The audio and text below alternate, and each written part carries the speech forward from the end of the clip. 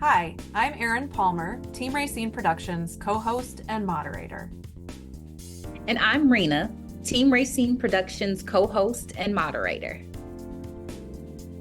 Joining us is Ebony Payne. Welcome. Hi, everyone. Thank you so much for having me. Thanks for joining us. Now, before we talk about your 2024 primary election campaign to represent Ward 7 on the Council of the District of Columbia, please tell the viewers a little about your background and who you are. Yes, well, once again, thank you so much for having me. My name is Ebony Payne, and as you mentioned, I'm running for Ward 7 DC Council. I am the current ANC commissioner for a community called Kingman Park, which has been a part of Ward 7 for the past 25 years.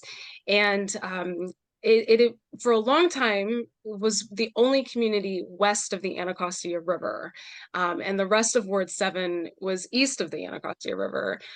So that's been a little bit of an interesting dynamic in the race so far. We just went through a redistricting process in DC. And as a result, Ward 7 picked up a number of voters west of the Anacostia River. So we were connected with our neighbors in Rosedale and Hill East. So now that is what encompasses all of Ward 7. And I am running for a number of reasons, and one is actually crime and public safety. Actually, it was just walking around my neighborhood, and there was a terrible shooting last night, and it was from a juvenile, a young boy. And it just speaks to like just the level of crime that we've seen in the city this year and last year. And I really want to see these young kids, go to school and have a good life, and not be shooting randomly, at all hours of the night and putting themselves and the community at risk. So that has been a real concern. And then the other reason I'm running, something I'm really passionate about actually for Ward 7, is solving our food desert. So outside of my political life, I make herbal loose leaf teas for a living. And I have been doing that since 2016. And I specialize in locally sourced medicinal herbs. And so I have been networking with local farmers in the Mid-Atlantic region since 2021. And I'm very excited about expanding that and expanding farmers markets and just getting us better produce in our grocery stores. We only have 3 grocery stores for the whole ward. And it's a really bad situation for us. The grocery stores that we do have often have very expired ingredients and foods. It often doesn't feel safe when you're shopping. And so we just need a lot more, just a better overall experience with food access in Ward 7. So that's something that I'm really looking forward to working on over the next 4 years for the ward. And the other big thing about me to know is that I represent the entire 174-acre RFK campus, and that's been a very interesting experience for me. I didn't even realize at the time that I was like fighting for the campus, but when we were going through redistricting, I fought to protect my community and keep Kingman Park in Ward 7 so that the community and all of Ward 7 would have a strong seat at the table for the redevelopment of RFK. It's a very interesting plot of land because it's federally owned by the government, and so Congress is in the process of considering legislation right now that would give DC a 99-year lease extension, and it would expand the uses of the site from just sports and recreation to residential and commercial and more open green space and sports and recreation as well.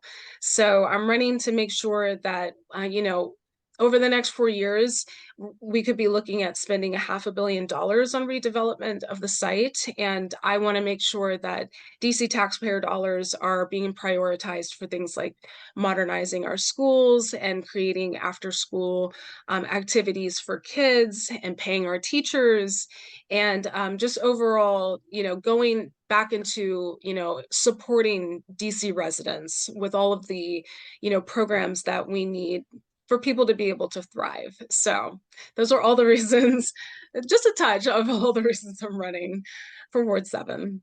Thank you for that. I'm wondering if so you mentioned that you're an advisory neighborhood commissioner, and I'm wondering Yes. if you could explain that a little bit and then talk about the position that you are running for now and how those are different from each other. That's a great question. I love the analogy of a triangle. So DC local politics is like a triangle. And so you have the mayor at the top of the triangle, and then in the middle is city council. And then at the bottom, or the base, not that we're at the bottom, but we are the foundation of city politics. And we are advisory neighborhood commissioners. We have about 2,000 constituents each. And so you are representing your immediate neighborhood. So my single member district is 7D05. I have not just the RFK campus, but also Kingman and Heritage Islands, which I'm very proud of. Those are two man-made islands in the Anacostia River. And an interesting tidbit about the islands is that they were supposed to be parking lots at one point for the stadium. And over the years, the community has really come together and beautified the islands. They've become like a wildlife preserve. And when I was growing up, those islands were like no man's land. Like they were completely overgrown with invasive plants. There wasn't really much to see or do there. It was mostly just like a dumping ground. And now you can there's hiking trails and bike trails, and there's all kinds of programming for kids, for environmental programming. There's a lot of like field trips that take place on the islands now. It's definitely a hidden gem and something that everybody should experience at least once, especially if you're living in DC. I talk to a lot of people who don't actually know that the islands exist, but they're definitely beautiful. And actually, my first time ever becoming civically engaged in DC was when I was in high school. I went to School Without Walls, and I was testifying in favor of DC's plastic bag tax.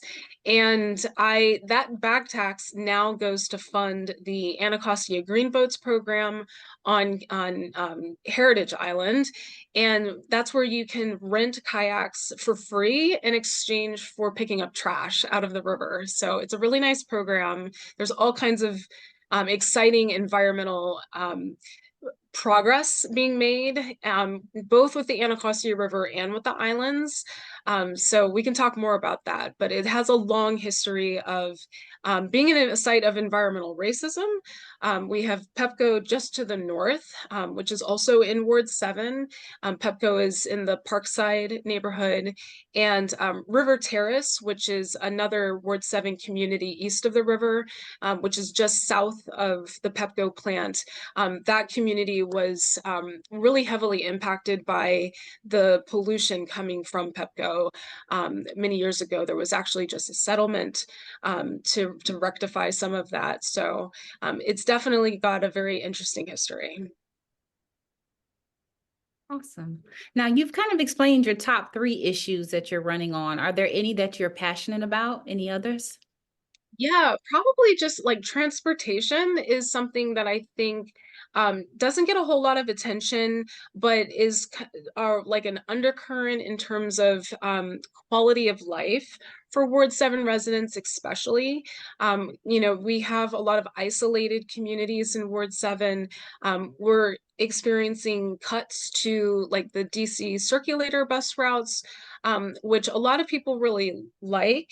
And those are the kind of cuts that I think people don't really think about when they think about how important it is to be budgeting and spending your taxpayer dollars in a way that that benefits DC residents.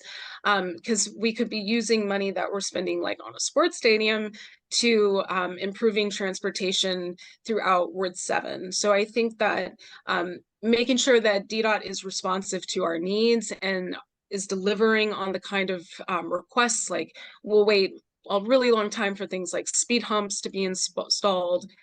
We have a lot of aggressive drivers on the roads, and that's something that impacts everybody on a daily basis. We have a lot of traffic fatalities. So, you know, that is something that I think, you know, is something that the city really needs to work on, because we definitely have a lot of out of state, you know, crazy drivers that aren't paying their tickets. And, you know, the amount of money that the city is owed in tickets from out of state drivers is significant and could be going to fund certain programs, especially since we're in a budget crunch right now. Ebony, can you tell our viewers why you think you're the best choice for voters? So I would say I'm the best choice for Ward 7 because I am really the only candidate who's talking about crime and solving the food desert, which is something that is really impacting people on their daily lives. I'm the only one that comes with a health and wellness background, and we have a lot of health disparities in Ward 7. My background is actually in massage therapy. That was my first career out of high school.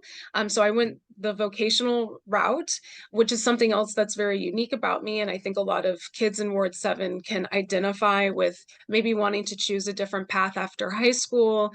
And I'm a big proponent of vocational schools, and just I want to see more vocational training for different professions be put into our curriculum for students. So by the time they graduate from high school, they have a way to make money and support themselves. And I think if we can give kids skills to use in their adult lives, that we'll see a reduction in crime over time. And yeah, I just want to see a real investment made in families.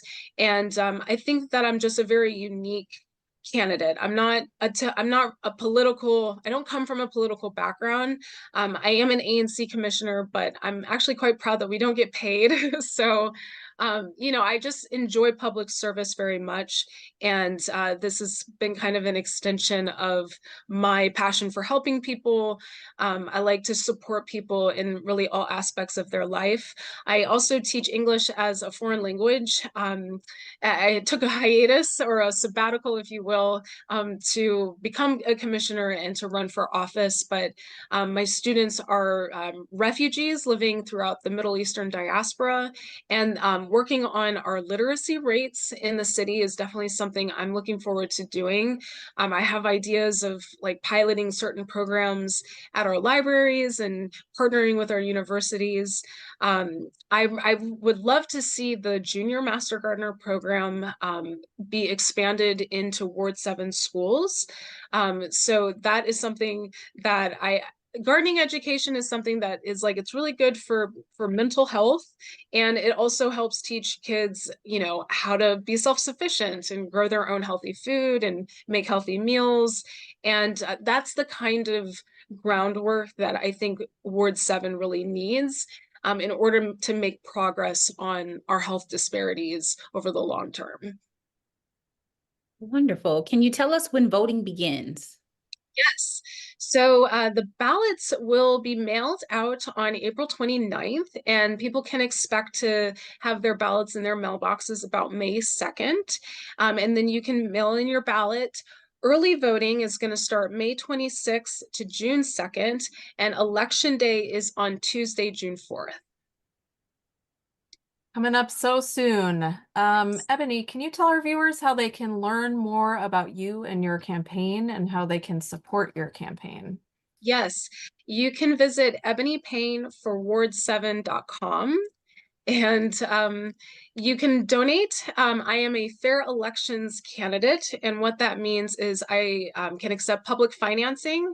So for any DC resident that donates up to $50, which is the max, you will have your donations matched by the government 5 times. So 50 turns into $300 for the campaign. It's a very interesting and generous program, but it's designed to keep big money out of politics. So $50 is the max that we can accept from any fair elections candidate can accept from anyone. Viewers, please look in the description below for links. And thanks for spending some time with us, Ebony. Absolutely. Thank you very much for having me.